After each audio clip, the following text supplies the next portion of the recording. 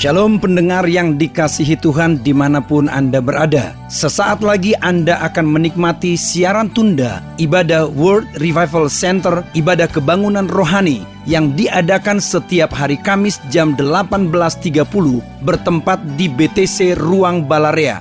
Dalam ibadah ini kesembuhan selalu terjadi, dalam ibadah ini pengurapan selalu dicurahkan. Api Roh Kudus dicurahkan sehingga banyak orang mengalami pemulihan, mengalami kelepasan dan mengalami kesembuhan serta menerima berkat Allah yang luar biasa. Kami mengundang Anda untuk hadir dalam ibadah World Revival Center setiap hari Kamis pukul 18.30 bertempat di BTC Fashion Mall, lantai P1 Ruang Balarea. Selamat menikmati siaran tunda ini. Tuhan Yesus memberkati. Malam ini kami mau terus diam dalam hadirat-Mu, menikmati semua kasih karunia. Sebab firman-Mu berkata dari kepenuhan-Mu lah kami menikmati from grace to grace. Terima kasih untuk malam ini. Kami siap diberkati. Berfirmanlah, kami siap mendengar. Urapi hamba-Mu, urapi hati kami semua. Di dalam nama Yesus yang siap diberkati, boleh angkat tangannya. Dan sama-sama kita berkata, amin. Boleh lebih mantap lagi katakan, amin. Tepuk tangan paling meriah, amin.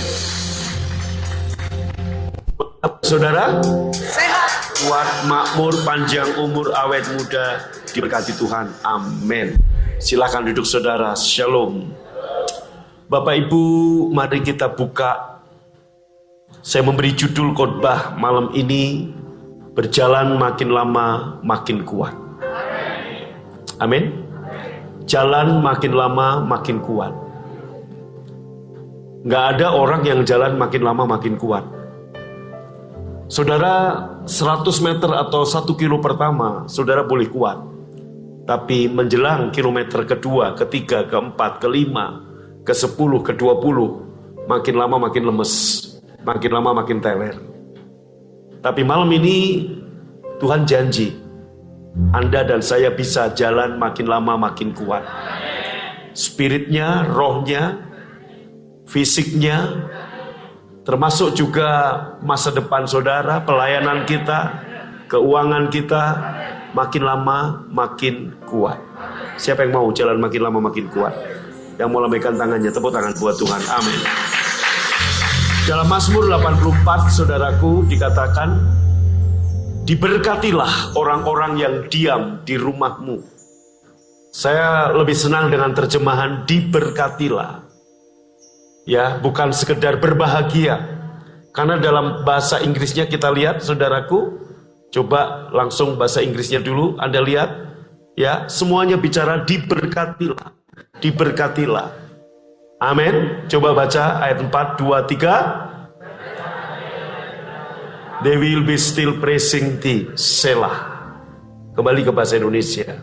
Jadi kata berbahagia kita langsung ganti. 2, 3. Diberkatilah orang-orang yang diam di rumahmu, yang terus menerus memuji engkau. Diberkatilah orang-orang yang diam di rumahmu, yang terus-menerus. Katakan dengan saya, terus-menerus. Artinya tidak pernah berhenti memuji Tuhan.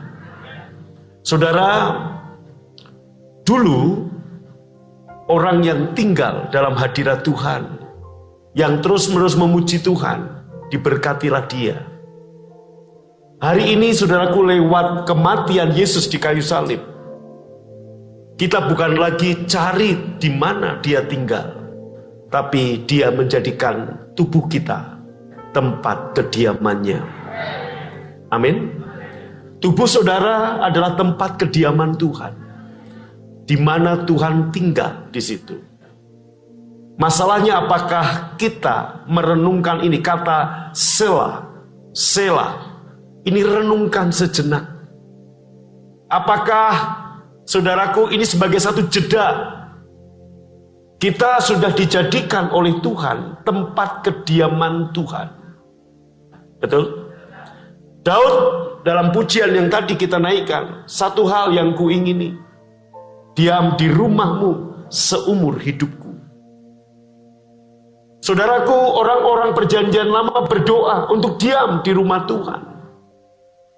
Tetapi kita orang-orang perjanjian baru mendapatkan jawaban, Tuhan diam di dalam rumahnya, yaitu Anda dan saya selama-lamanya.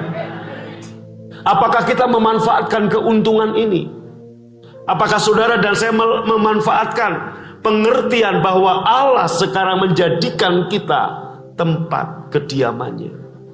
Dengan cara apa kita memanfaatkan kediaman ini, saudaraku? Diberkatilah mereka yang terus-menerus memuji-muji Engkau. Maka gaya hidup pujian penyembahan, itulah gaya hidup Pondok Daud, itulah gaya hidup perjanjian baru. Kita nggak lagi nyembah di gunung A atau gunung B. Saudara, saya sedang mematahkan, menghancurkan pengertian-pengertian yang salah yang dibangun oleh gereja karismatik. Saudara, orang-orang Protestan, GKI, GKJ, dan sebagainya mudah bicara tentang ini semua adalah kasih karunia. Tapi gereja karismatik lebih sulit ngomong kasih karunia. Karena ketika kita bicara kasih karunia, karisma pendeta, karisma seseorang harus diruntuhkan di situ. Ketika bayi baru lahir, dia sudah 100% manusia. Demikian juga ketika saudara dan saya lahir baru, terima Yesus, Anda sudah 100% manusia ilahi. Saudaraku, Anda lihat gereja-gereja karismatik lebih terkenal pendetanya dibanding Yesusnya. Saya ada di gereja itu saat itu. Maka Bapak Ibu, Bapak rohani saya Alek Tanu Seputra, begitu dengar Betani, kita semua akan dengar Pak Alek. Karisma dari beliau, karisma dari beliau ini, saudaraku, seperti menutupi nama Yesus, dan itu terus berulang. Maka gereja-gereja masa kini Anda boleh lihat, maka restart sebagai tema bulan depan, tema ulang tahun kita. Kenapa kita perlu restart? Handphone kalau ngehang itu perlu di restart. Hal yang sama, saudaraku, kita udah banyak ngehang. Kita berpikir bahwa Roh Kudus yang ada dalam diri Pak Alek, katakan kalau hari ini Pak Alek masih hidup, kita berpikir bahwa Roh Kudus yang udah 50 tahun lebih ada di hati beliau, itu lebih hebat daripada Roh Kudus, daripada Roh Kudus yang ada di orang yang baru lahir baru. Bukan begitu kebenarannya. Roh Kudus yang ada dalam diri Pak Alek yang sudah 50 tahun melayani Tuhan, dengan Roh Kudus yang ada dalam diri saudara yang baru seminggu lahir baru, atau bahkan Anda baru lahir baru hari ini, Roh Kudus yang sama, itu besar kuasanya sama. Gak ada yang berbeda, saudara. Maka ketika Petrus ngomong sama Yesus, jika engkau itu suruh aku datang kepadamu, Anda lihat, Yesus gak meremehkan Petrus. Yesus gak berkata, urapanmu masih beda. Yesus gak bilang, kamu belum sampai level pengurapan seperti ini. Kamu belum mempelajari Alkitab sepenuhnya. Kamu belum bisa jalan di atas air sama seperti aku. Tapi apa yang Yesus katakan? Datanglah. Petrus kemudian berjalan di atas air. Artinya, siapapun saudara, baru lahir baru 5 tahun, 10 tahun, atau 37 tahun. Saya udah lahir baru 37 tahun. Roh Kudus yang ada dalam diri saya dengan Roh Kudus yang ada dalam diri saudara sama besar hebatnya, sama besar kuasanya. Amin. Kita nggak punya perantara yang lain, hanya Yesus perantara kita. Amin. Saudaraku, perantara kita hanya Yesus, bukan pendeta A, pendeta B. Ini yang sedang saya runtuhkan. Kenapa kita sering diajar, saudaraku, oleh gereja karismatik, sepertinya bahwa ini karisma seseorang. Maka Anda lihat, saudaraku, karisma pendeta A lebih terkenal dari Yesus, sehingga dia jemaat lebih cinta kepada pendetanya daripada kepada Yesus. Jemaat lebih mengidolakan pendetanya daripada mengidolakan Yesus. Ini yang sedang harus diruntuhkan. Kalau Anda seperti ini, Anda akan berjalan makin lama makin lemah. Judul khotbah hari ini, berjalan makin lama makin kuat. Kenapa? Saudaraku, jangan ayatnya. Yaitu apa ayat yang pertama tadi dikatakan bahwa tubuhmu dijadikan bait Allah. Ketika Anda mengambil keputusan, Allah ada dalam diri saudara. Saudaraku, Anda bisa setiap hari memuji, menyembah Tuhan. Engkau akan melihat, engkau berjalan makin lama makin kuat dalam seluruh aspek kehidupan saudara. Ayat kedua, bagaimana caranya setelah Selah direnungkan, jeda sejenak, diberkatilah manusia yang kekuatannya di dalam engkau. Bapak Ibu yang dikasihi Tuhan, ketika engkau menaruh kekuatanmu di dalam Tuhan, Alkitab mengatakan, firman Tuhan berkata, diberkatilah engkau yang kekuatannya di dalam Tuhan. Amin. Kekuatan kita bukan di posisi, di jabatan, di uang. Kekuatan kita bukan berapa jumlah pengikut gereja BFA, bukan berapa jumlah saldo di rekening saudara, bukan berapa banyak warisan yang engkau miliki. Kekuatan Anda di dalam Tuhan. Maka Pak Bu dengar, Gideon dengan 33.000 orang untuk melawan musuh yang besar. Tuhan bilang terlalu banyak yang menyertai engkau. Saring lebih dulu. Jangan-jangan nanti kalau engkau menang, orang Israel berkata, tanganku lah yang mengalahkan musuh. Tuhan paling gak suka disaingi. Maka saudaraku, Tuhan nyuruh Gideon yang takut, yang gentar, pulang. Pulang, ribuan orang, tinggal 10.000. Tuhan berkata juga terlalu banyak, saring lagi. Kemudian saudaraku disaring tinggal 300 orang. Bagaimana mungkin dengan 300 orang ngelawan 30.000 lebih? Rasanya gak mungkin menang. Tapi saudaraku, bukan berapa banyak yang kamu punya, bukan berapa banyak yang menyertai kamu, tapi siapa yang kamu punya dan siapa yang menyertai kamu. Amin. Ketika engkau mengatakan kekuatanku di dalam engkau, artinya apa? Kita hanya mengandalkan Allah. Kita hanya mengandalkan Tuhan. Kita nggak andalkan apapun, siapapun, koneksi apapun. Tuhan mau mata kita hanya memandang Dia. Ketika kita memandang Dia, firman Tuhan berkata, diberkatilah engkau. Bilang kiri kanan, diberkatilah engkau. Lebih mantap lagi, diberkatilah engkau. Tepuk tangan paling meriah. Kemudian saudaraku, yang berhasrat mengadakan ziarah. Yang berhasrat mengadakan ziarah. Apa sih ziarah? Kita dengar kata ziarah, yaitu kalau orang pergi ke kuburan. Berziarah ke kuburan emak, berziarah ke kuburan engkong, berziarah ke kuburan nenek, mbah kakung, opung doli, opung boru. Bukan itu yang dimaksud oleh Tuhan. Berhasrat mengadakan ziarah.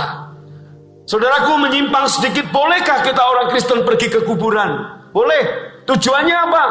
Bersihin kuburan orang-orang yang engkau kasihi saat dia masih hidup.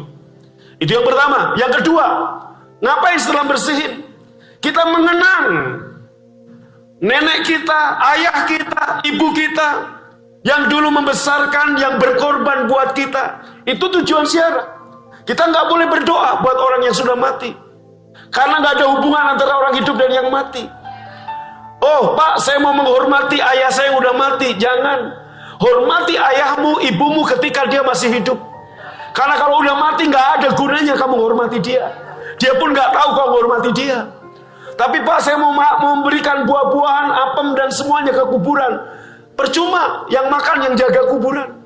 Daripada yang makan jaga kuburan, saudaraku, kamu kasih ke rumah saya makan, saudaraku. Udah amin, saudara. Jadi boleh gak kita ke kuburan orang Kristen? Jawabannya boleh. Yang pertama apa? Bersihin kuburan. Ya, kuburan ayahmu, kuburan ibumu, kuburan engkongmu. Pak, ibu saya belum meninggal. Ya jangan pergi ke kuburan ibu orang lain. Amin, saudaraku. Kamu boleh bersihin. Kemudian kamu boleh mengenang. Artinya apa? Kamu kenang. Oh iya, dulu ayahku pernah hidup. Ayahku yang membesarkan aku, ayahku yang begini. Itu tujuannya, selebihnya nggak boleh. Nah, saudaraku, arti kata ziarah artinya apa? Mengenang.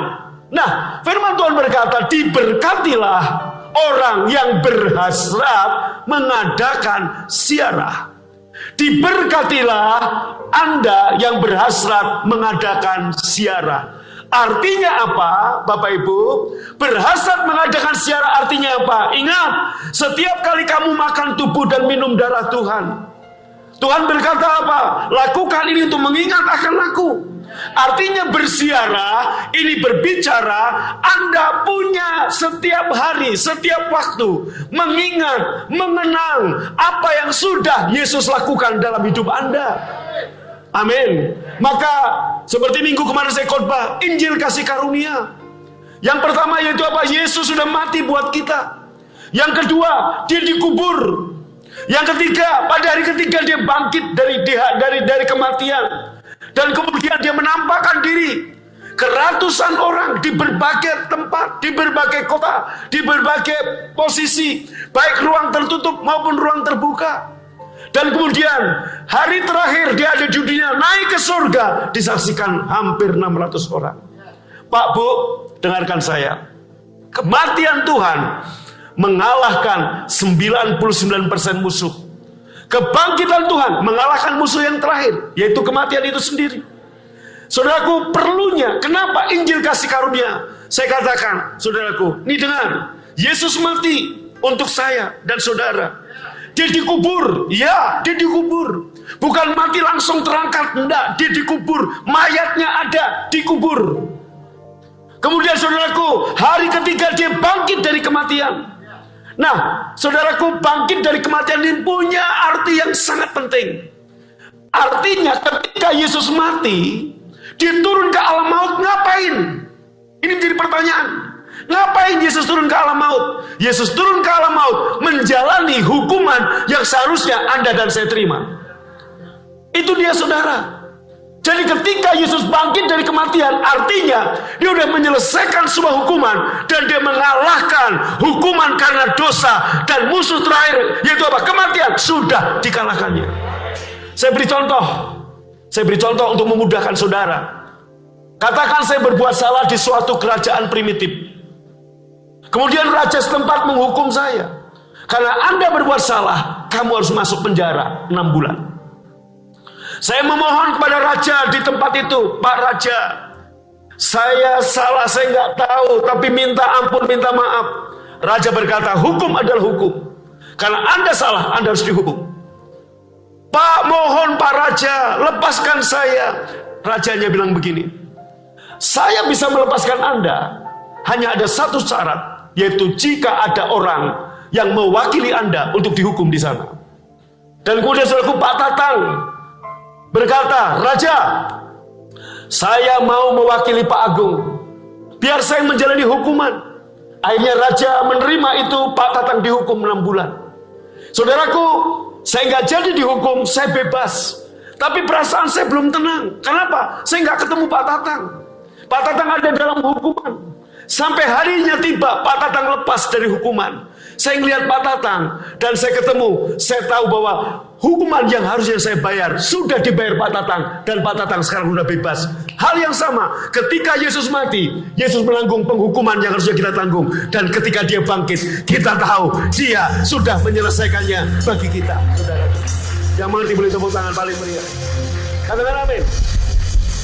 Maka kata, diberkatilah yang berhasrat, yang punya kerinduan, yang punya keinginan. Saudaraku, my desire, satu keinginan yang kuat, berhasrat mengadakan ziarah. Artinya ketika setiap hari hatimu, matamu hanya tertuju kepada pandanganmu kepada Yesus, untuk apa yang sudah dia lakukan bagi kita.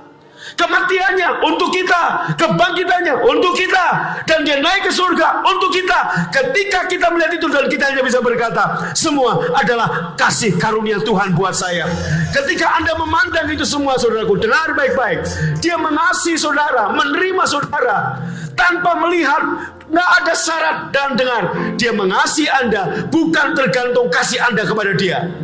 Anda, saudaraku, mau hari ini Anda jatuh, mau hari ini kasih Anda berkurang, Tuhan tetap mengasihi saudara. Dia tetap mencintai saudara. Kasihnya tidak tergantung kasih Anda kepada dia. Amin. Maka seperti kemarin dalam doa pengerjaan saya katakan begini. Seringkali kita berfokus, aku mau mengasihi Tuhan lebih lagi. Aku mau mengasihi Tuhan lebih lagi. Dan seringkali orang-orang seperti itu akan gagal dan gagal. Aku akan memberi lebih lagi kepada Tuhan. Orang seperti itu akan gagal dan gagal. Tapi ketika mata hati kita tertuju kepada kasih yang Dia berikan pada kita, kasih yang tanpa syarat, kasih yang diberi nggak tergantung, kasih manusia berbalas. Ketika Anda mengasihi, Dia mengasihi. Tetapi kasih Tuhan, ketika Anda nggak mengasihi pun, Dia tetap mengasihi Anda. Ketika Anda tidak setia, Dia tetap setia kepada Anda. Kasihnya nggak bergantung dengan kasih kita yang up down. Kasihnya nggak bergantung apakah hari ini Anda menyala, apakah rohmu berkobar-kobar. Dia tetap mengasihi saudara. Katakan amin. Kurang mantu katakan amin. Nah, berhasrat mengadakan ziarah artinya apa? Anda renungkan betapa Dia mengasihi kita, betapa Dia menerima kita apa adanya. Apapun keadaan saya, mungkin orang berkata engkau gagal, mungkin orang berkata engkau hancur, mungkin orang berkata engkau nggak ada apa-apanya, mungkin orang berkata engkau lagi suam. Tuhan tetap menunjukkan kasih-Nya kepada saudara dan saya. Bahkan ketika kita masih berdosa, Dia mau mendamaikan saudara. Terlebih sekarang saudara dan saya sudah jadi anak-anak Allah. Dia menunjukkan kasih-Nya lebih hebat lagi kepada Anda karena Anda adalah anaknya. Amin. Pak, Bu, apa yang membuat Bapak menerima anak bungsu yang kurang ajar? Cuma satu alasan. Alasan apa yang membuat anak itu ketika datang dengan compang-camping, datang dengan bau babi, datang dengan penuh dosa, datang dengan penuh kegagalan, seorang pecundang, nggak punya masa depan, putus asa. Alasan apa? Dia udah habisin uang bapaknya. Dia udah hidup dengan pelacur. Alasan apa bapaknya nerima? Cuma satu alasannya. Kenapa dia mau menerima? Karena itu anaknya, saudaraku. Hal yang sama hari ini Allah memulihkan saudara. Cuma satu alasan, karena Anda adalah anaknya. Dan kasih Allah nggak terbatas untuk saudara. Amin. Ketika engkau melihat ini, engkau akan berjalan makin lama makin kuat. Maka arahkan pandangan saudara hanya kepada Yesus. Ketika kita memandang, ingat, ketika Simon Petrus mengarahkan pandangannya kepada Yesus, dia berjalan secara supranatural. Dia menjadi berkuasa seperti Yesus. Mana ada manusia bisa berjalan di atas air? Hanya satu, Petrus. Saudaraku, ketika dia terus memandang Yesus, memandang kasih Allah, memandang kebaikan Allah, memandang bagaimana Tuhan Yesus menerima dia. Dia seorang nelayan yang bodoh, nelayan yang gagal. Ingat kapan divine meeting Yesus dengan Simon? Ketika semalam-malaman kerja keras, gak ngasilin apa-apa. Apakah kemudian Yesus bilang, kamu nelayan goblok? Enggak. Yesus menerima saudara. Hari ini saudaraku, jemaat online dimanapun berada, mungkin kau berkata, aku suami yang gagal, aku istri yang gagal, aku anak yang gagal. Hari ini Tuhan gak perhitungkan kegagalanmu. Yesus gak tanya sama Simon, kenapa kamu gagal? Bukankah kamu nelayan pengalaman? No. Anda lihat saudaraku, yang Yesus lakukan, yaitu apa? Dia naik ke perahu Simon, dia mulai pakai, dan kemudian tolakkan perahumu lebih dalam lagi. Yesus gak menyinggung kegagalan Simon mencari nafkah untuk istri dan anaknya. Tapi yang Yesus lakukan yaitu apa? Dia terima Simon, dia terima apa adanya. Dia mengasihi nelayan yang bodoh, nelayan yang gagal. Dia terima dan dia berkata, hari ini aku akan mengubah engkau bukan lagi menjadi penjala ikan, tapi jadi penjala manusia. Next level. Saudaraku, bahkan ketika Simon gagal 3 kali menyangkal Yesus, Yesus gak pernah singgung kegagalan Simon. Justru dia hanya berkata, Simon, tatap aku, lihat aku yang udah mengasihimu. Maka Yesus tanya, Simon, anak Yohanes, apakah kamu mengasihi aku? Lebih daripada semua ini. Maksudnya apa? Bukan melebihi kasihnya murid-murid yang lain, tapi itu apa? Apakah kamu mengasihi aku lebih daripada harta benda dunia? Lebih daripada ikan yang kamu makan dan besok kamu buang ke jamban? Lebih dari pekerjaanmu? Lebih dari hidupmu? Apakah kamu mengasihi aku? Sampai 3 kali. Pak, Bu, berfokuslah. Yesus mengasihi saudara. Ketika Anda sadar, Anda tahu Yesus mengasihi Anda, akan keluar kasih yang transformasi hati. Pak, Bu, dengar. Zakius nggak pernah diajar som. Zakius nggak pernah kuliah STT.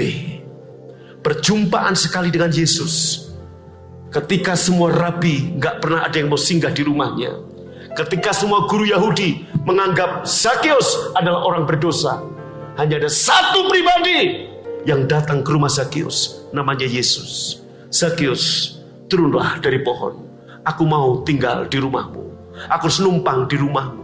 Saudaraku, Anda lihat, bahkan orang-orang berkata, loh, siapa ini berkawan dengan para pendosa? Siapa ini? Kalau dia tahu Zakius adalah pemungut cukai, kenapa dia mau tinggal di Zakius? Makan dengan pelahap, dengan peminum. Itulah tuduhan orang Farisi dan orang Yahudi kepada Yesus. Ketika semua mata memandang salah kepada Zakius, ada satu pribadi yang terima, yaitu Yesus. Ini yang mengubah Zakius. Maka dilihat pertobatan Zakius diikuti dengan apa? Buah dari keselamatan yang sudah dia terima. Saudaraku, mengerjakan keselamatan artinya apa? Bukan berarti keselamatan belum selesai. Itu salah terjemahan. Bapak Ibu bisa buka versi FAYH. Filipi 2 ayat 12, bukan mengerjakan keselamatan. Perbuatan baik kita adalah buah dari keselamatan yang sudah Tuhan beri. Bukan mengerjakan keselamatan seolah-olah sepertinya apa, saudaraku? Kita ibadah, kita berbuat baik, kita mengerjakan keselamatan yang belum sempurna. No, keselamatan sudah sempurna Tuhan berikan buat kita. Perbuatan baik kita adalah buah dari keselamatan yang sudah Allah selesaikan sempurna bagi saudara dan saya. Amin. Amin. Saya mengajak Bapak Ibu, gimana caranya kita berjalan makin lama makin kuat? Secara spirit, secara roh, secara fisik, secara keuangan, secara pelayanan. Pak, tapi tantangan banyak, Tuhan tahu. Hidup di dunia banyak masalah, benar. Tetapi ketika kita mengarahkan, ingat, ketika Petrus terus mengarahkan pandangan kepada Yesus, badai tetap ada, tapi dia terus berjalan menuju Yesus. Tetapi ketika saudaraku dia mengarahkan pandangannya kepada badai, tenggelamlah dia. Anda dan saya bisa berjalan makin lama makin kuat. Ketika engkau melihat apa yang sudah Yesus lakukan bagimu, dia mengasihimu, dia menerimamu, dia sudah mati bagimu, dia mengasihi Anda tanpa melihat apakah Anda mengasihi dia atau tidak. Yohanes 3:16, sungguh besar kasih Allah akan dunia ini, sehingga dia memberikan anak yang tunggal kepada kita. Betul? Artinya dunia menolak, dunia memusuhi. Saudaraku, dunia jadi seteru Allah, tapi sungguh besar kasih Allah akan dunia ini. Ketika kita masih menjadi seteru, dia udah mengasihi kita. Terlebih ketika kita udah jadi anaknya. Satu-satunya alasan kenapa dia mau menerima dan mengangkat Anda dan memulihkan Anda dan memberkati Anda, karena Anda anak Allah. Gak ada alasan yang lain. Betul? Amin. Bapak mana yang gak bela anaknya? Orang tua mana yang gak mati-matian untuk anaknya? Hal yang sama, Pak, Bu, makanya anak bungsu itu alasan apa Yesus menerima? Saudaraku, dia Bapa yang sabar. Dia Bapa yang penuh bisa menguasai diri. Tapi Alkitab mencatat, satu kali dia gak menguasai diri, satu kali dia gak sabar, yaitu ketika melihat anak bungsu ini pulang. Dia gak sabar. Dia angkat jubahnya, dia berlari menyambut anak ini. Dia gak sabar ingin memeluk dan saudaraku, dan mencium, menghujani anak ini dengan ciuman. Maka seperti khotbah saya kemarin-kemarin, apa yang bisa kita lakukan dengan hujan? Tidak ada, kecuali membiarkannya turun. Izinkan malam ini Tuhan menghujani engkau dengan ciuman kasih-Nya. Izinkan Tuhan malam ini saudaraku menerima engkau, memeluk engkau. Karena apa? Karena saudara anaknya, gak ada yang lain. Ini alasan dia memberkati saya, karena saya anaknya. Ini alasan dia menerima saya, karena saya anaknya.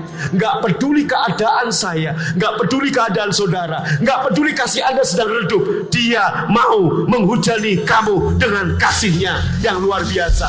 Ketika kita melihat seperti ini, sekalipun keadaan kita gagal, kita akan bangkit berdiri seperti anak bungsu. Aku akan pulang ke rumah bapakku. Kenapa anak ini punya keberanian datang ke rumah bapaknya? Cuma satu, dia percaya dia tahu bapaknya baik. Apakah Anda tahu bapakmu baik? Pak, Bu, anak bungsu terjauh di negeri seberang. Anda lihat, makan kurang, vitamin gak ada, duit gak ada, penuh dengan borok, penuh dengan penyakit. Tapi ketika dia berjalan menghadap tahta Bapa, makin lama makin kuat. Mungkin hari itu ekonomi pas-pasan, bahkan gak ada uang. Dia mungkin udah gak makan 3 hari. Tapi yang menjadi pengharapan dia cuma satu, bapaknya baik. Dia terus berjalan, dia terus berjalan, dia terus berjalan, dia terus berjalan. Malam ini, apapun keadaanmu ketika engkau mengambil keputusan, apapun keadaanku, aku akan terus menghadap Bapa. Setiap hari aku akan memuji-muji Tuhan. Setiap hari aku akan menyembah Tuhan. Maka ibadah kita ini adalah buah keselamatan.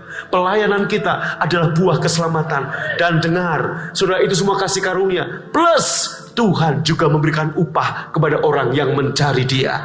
Ketika engkau terus mencari Tuhan, selain ada kasih karunia, ada upah yang Tuhan beri buat saudara. Tepuk tangan buat Tuhan, katakan amin. Berhasrat mengadakan ziarah. Artinya apa mengadakan ziarah? Setiap hari engkau mengenang kebaikan Tuhan.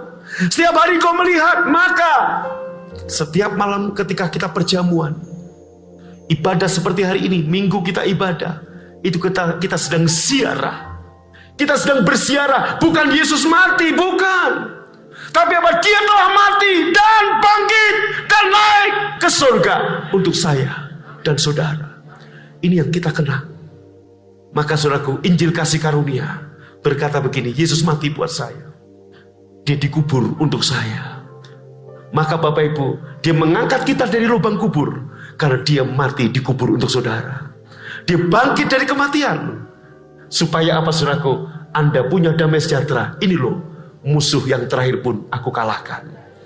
Dia udah menjalani hukuman. Dengar, ketika dia mati, disalib dan mati, turun ke alam maut. Saudaraku, jangan pikir dia di alam maut ngapain. Dia di alam maut menjalani hukuman yang seharusnya Anda dan saya terima. Sehingga engkau tidak lagi dihukum. Karena Yesus sudah menerima penghukuman itu untuk Anda dan saya. Boleh tepuk tangan buat Tuhan. Katakan amin. Ayat berikutnya.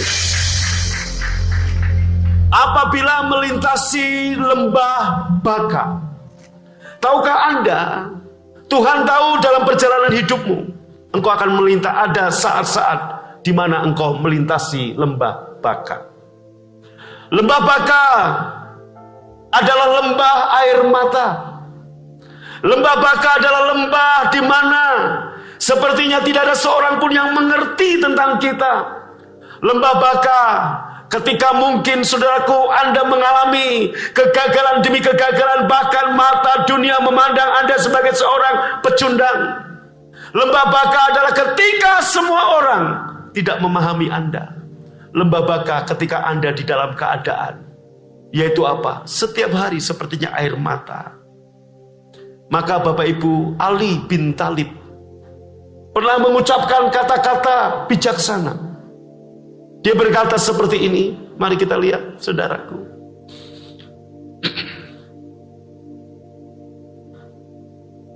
Tidak perlu menjelaskan tentang dirimu kepada siapapun. Karena yang menyukaimu tidak membutuhkan itu. Dan yang membencimu tidak akan percaya itu. Ketika engkau difitnah, nggak perlu kamu klarifikasi. Sebab yang membencimu tidak akan percaya klarifikasimu. Yang menyukaimu tidak perlu klarifikasimu juga.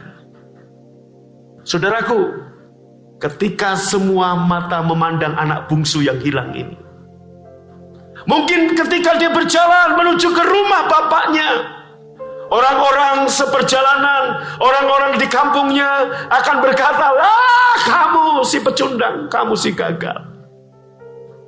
Semua akan menghakimi dia. Nggak perlu anak itu untuk klarifikasi. Sebab yang menyukainya tidak memerlukan itu. Ini salah tulis, bukan ya Ali, bukan betul Ali ya, Ali. Bukan Abi, Ali bin Abi Thalib. Orang Muslim.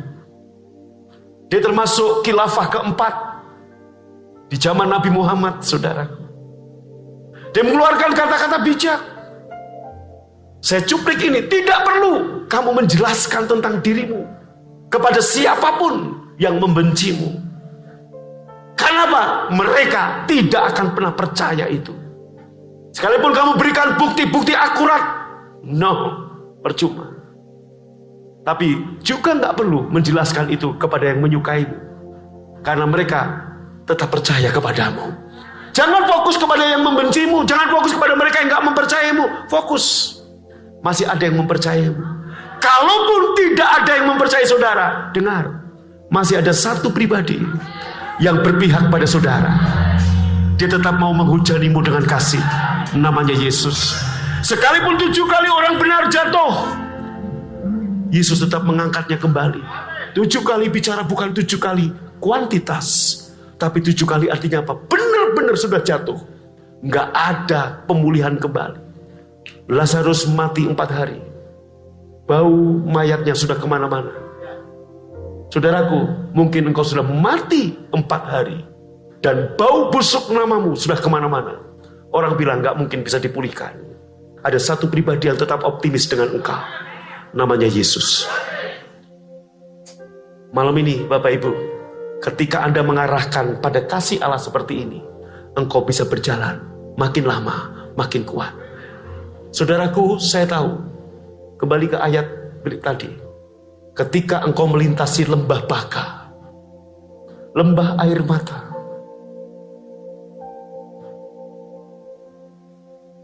ketika engkau melintasi lembah baka, yaitu lembah air mata.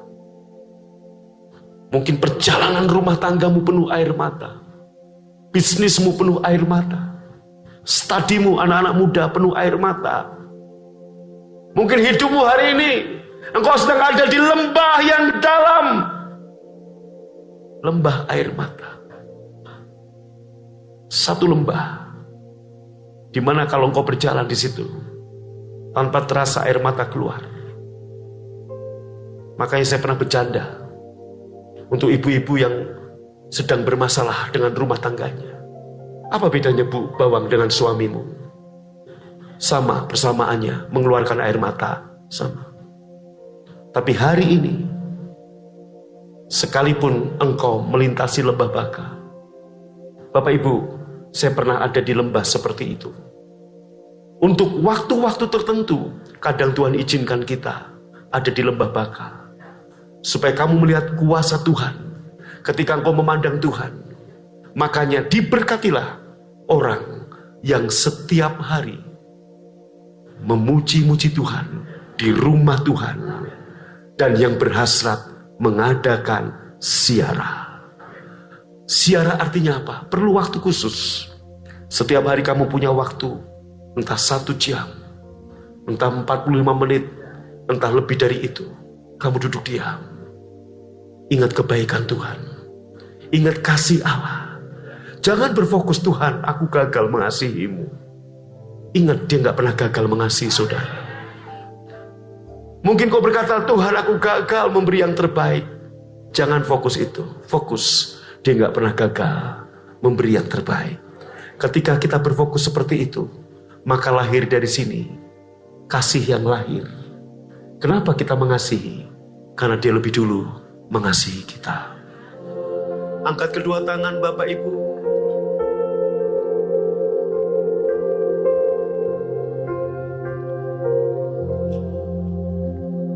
Ada banyak orang yang sedang melewati lembah baka, lembah air mata. Dengar, ada yang lewat lembah baka karena kesalahanmu sendiri, seperti anak bungsu yang terhilang. Ada yang lewat lembah baka karena pengenalanmu yang belum benar kepada Tuhan, seperti Ayub. Ada yang Tuhan izinkan lewat lembah baka karena Tuhan mau mengangkat engkau seperti Yusuf dan Daud. Apapun, hanya satu alasan kenapa Tuhan mau mengasihi, karena kamu anaknya. Terlepas dari apapun keadaanmu, Dia tetap mau mengasihimu tanpa syarat, Dia mau menghujanimu dengan cinta. Angkat tangan, angkat wajah, lihat tangan yang berlubang paku dan lambung yang tertikam, menunjukkan kasihnya sempurna. Perfectly perfect, completely complete. Itulah karya salib Tuhan.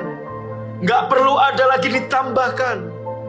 Ketika engkau memandang cintanya yang dicurahkannya bagi kita. Malam ini Bapak Ibu, seperti kitab Kidung Agung, kiranya ia mencium aku dengan kecupan. Malam ini seperti Bapak itu berlari gak sabar, ingin segera memeluk anaknya, menghujani dengan ciuman cinta, dan mengenakan jubah kebenaran, dan memberikan cincin di jarinya, dan sepatu di kakinya, dan gak sabar untuk membuat pesta bagi anaknya. Hal yang sama, Bapak gak sabar menghujanimu dengan kasih, dengan cinta. Apapun keadaanmu, kalau engkau tahu ini, engkau mengerti cintanya yang luar biasa, cintanya yang tanpa syarat, engkau terus memandang, maka engkau akan lihat, engkau akan berjalan makin lama makin kuat. Lembah bakamu, kamu akan ubah menjadi lembah bermata air.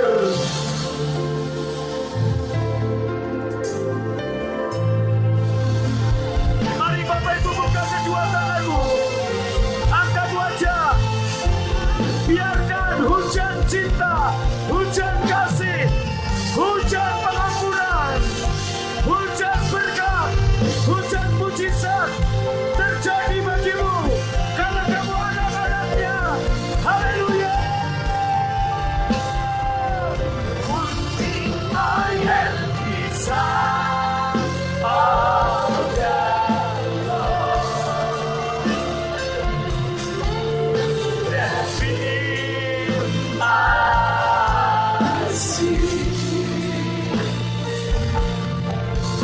that I may dwell in the heart of the Lord all the days of my life.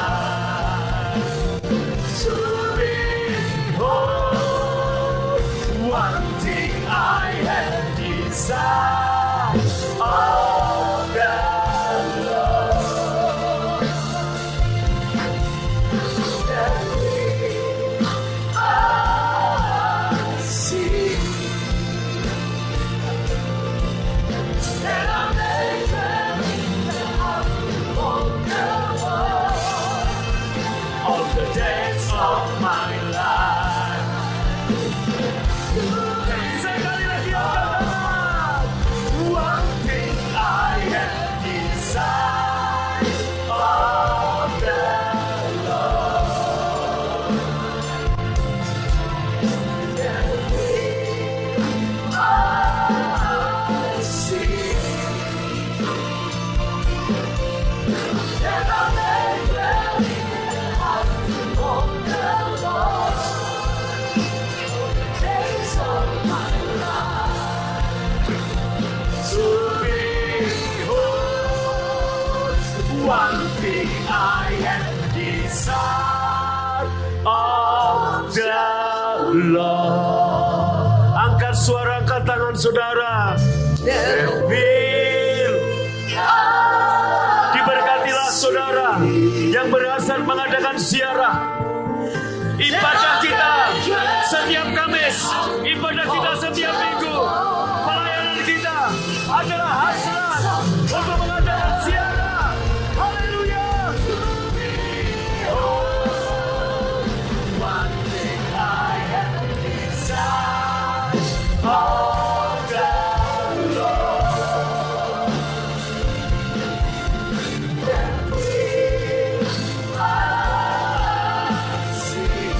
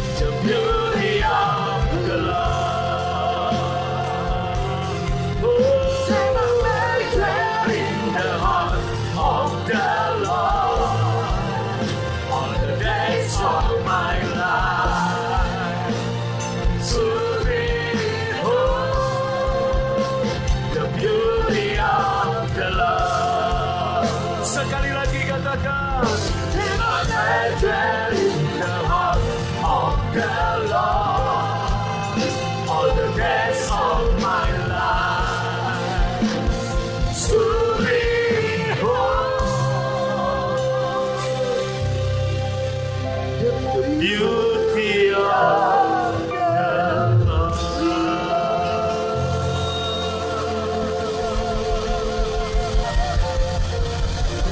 Haleluya.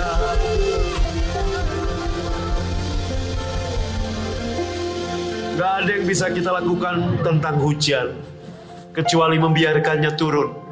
Dan kami tahu ketika saudara dan saya memandang kepada Sang Kasih Karunia, karyanya yang sudah sempurna untuk kita, bagaimana Dia mengasihi kita, Dia memberi yang terbaik bagi kita, engkau akan berjalan makin lama makin kuat, hendak menghadap Allah di Sion.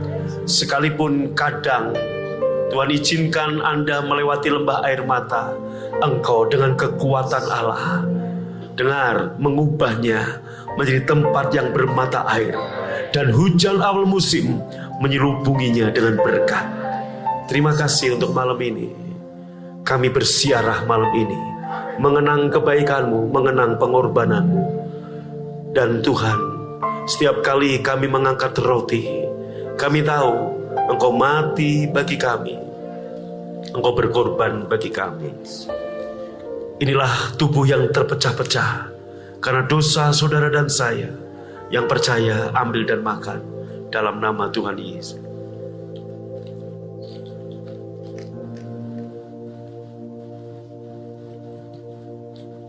Angkat cawan dengan tangan kanan saudara. Inilah cawan perjanjian baru yang dimeteraikan oleh darah Yesus.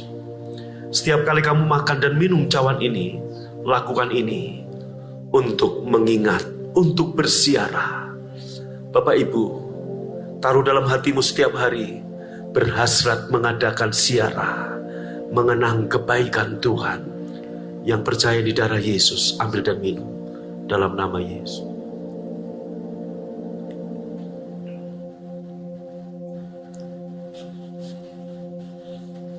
Engkau akan berjalan makin lama makin kuat. Terima kasih ya Tuhan.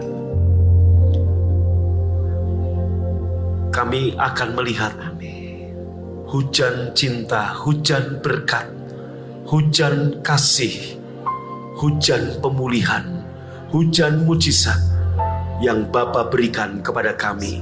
Karena satu alasan, kami adalah anak Bapa. Terima kasih untuk malam ini. Dan Tuhan, Kau memberkati persembahan yang umat-Mu berikan.